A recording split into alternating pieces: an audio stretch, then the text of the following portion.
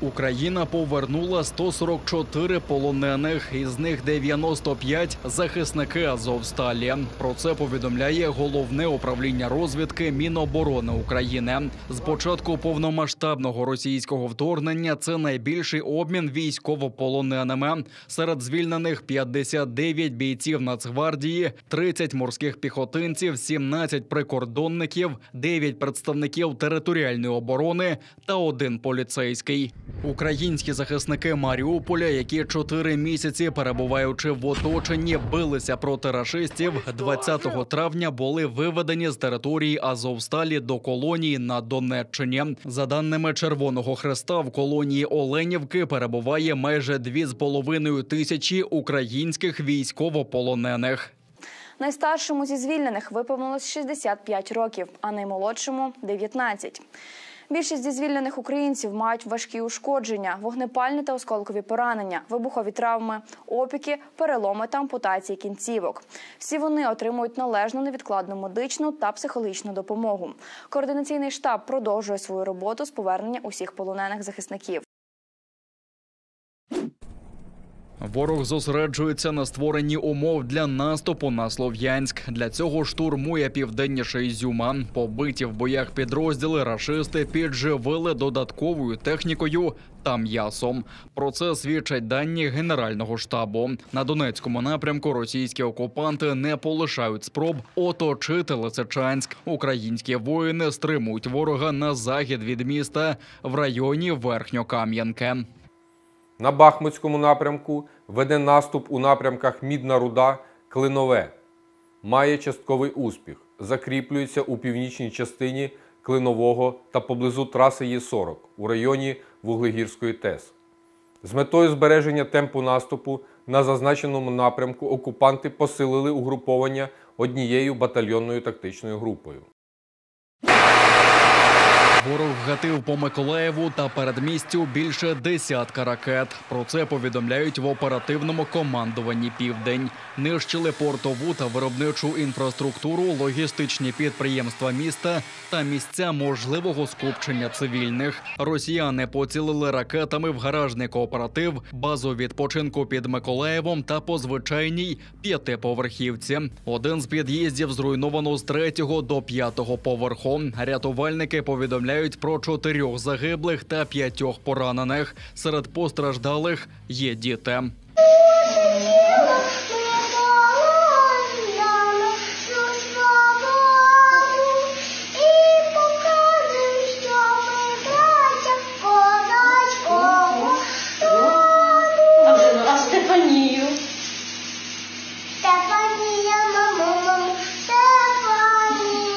Впродовж середи півсотні рятувальників витягали з-під завалів будівлі людей та не забули і про хатніх улюбленців. Господар однієї з квартир разом з надзвичайниками врятував свого неабияк наляканого лабрадора з понівеченої хати.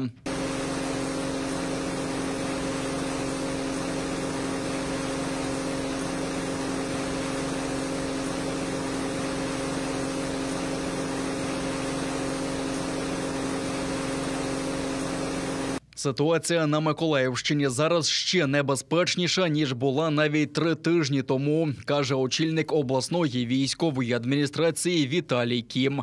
Він зауважив, що неможливо прорахувати, куди росіяни вдарять наступного разу, бо вони не дотримуються жодних норм ведення війни. Тобто на зараз в нас обстрілюють щодня в рази більше, в тому числі цивільне місто, обласний центр та інші великі міста, які дуже далеко від лінії фронту.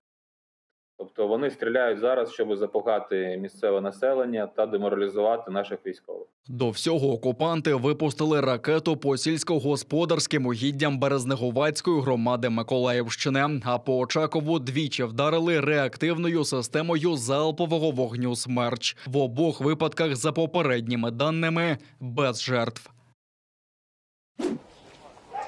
Жителі окупованої Херсонщини повідомляють про ротацію росіян.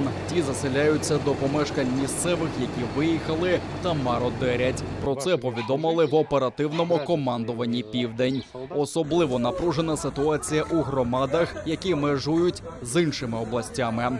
Разом з тим, рух спротиву окупаційній владі змушує колаборантів нервуватися, готувати собі шляхи ретирування. В День Конституції України всі вулиці Херсону були сповнені мотиваційними листівками, графіті і жовто-синіми стрічками, нагадуючи, що Херсон – це Україна. Напередодні, за повідомленням прес-служби голови Херсонської міськради, окупанти взяли в полон мера Херсона Ігоря Колихаєва. Його радниця пов'язує викрадення з відмовою Колихаєва співпрацювати з окупантами. Російські окупанти обстрілом вщент знищили мечеть у Сєвєродонецьку. У пожежі живцем згоріли 17 мирних жителів, які там ховалися. Про це розповів імам мусульман Сєвєродонецька та Луганщини шейх Тімур Берідзе. За його словами, люди користувалися джерелом з питною водою і сподівалися, що споруда Ісламського культурного центру не буде метою обстрілів. Мечеть у Сєвєродонецьку була найсхіднішою в Україні і четвертою, яка зазнала руйнувань від російської зброї.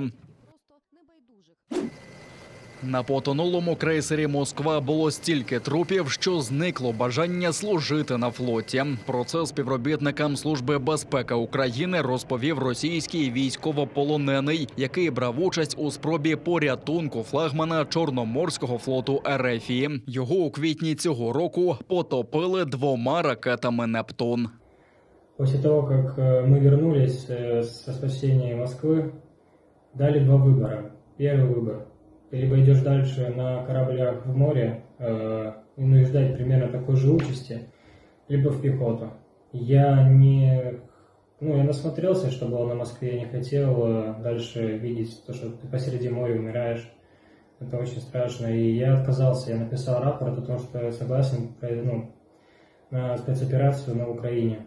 Перше ж бойове завдання на Донеччині виявилося провальним. Окупанти натрапили на засідку Збройних сил України і уціліти вдалося лише 3 із 30 окупантів. А російські командири і не думали рятувати поранених з поля бою. Мы попали под минометный обстрел. 30 человек погибло. Мы 3 остались. Там мои товарищи, командиры, которые с нами были. Я валялся, истекал кровью, у меня повредилась рука. Командиры сказали оставлять раненых, иначе мы с ними не сможем убежать. То есть они просто убежали, еще какая-то кучка людей, которая была с нами. Все, то есть я истекал кровью, ко мне подошли военнослужащие ВСУ, они оказали первую медицинскую помощь, то есть нас даже не обучили, как накладывать жгут.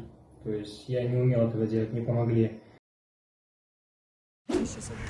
До 15 років за ґратами з конфіскацією майна загрожує ще 6 кримським суддям, які присягнули окупантам. Обвинувачення проти зрадників працівники Державного бюро розслідувань передали до суду. Пояснюється, що судді апеляційного суду Автономної Республіки Крим присягнули росіянам у 2014 році і відтоді обслуговували окупаційну владу. Раніше стало відомо, що з 42 суддів, які ухвалюють незаконні вироки політв'язням в окупованому Криму, 10 – колишні українські судді. Своїми діями вони забезпечили функціонування незаконних органів судової влади та сприяли представникам Російської Федерації у проведенні підривної діяльності на території України. Загалом з початку 2022 року працівники ДБР завершили спеціальне досудове розслідування відносно 14 суддів та 1 прокурора Автономної Республіки Крим. Обвинувальні акти спрямовано до суду.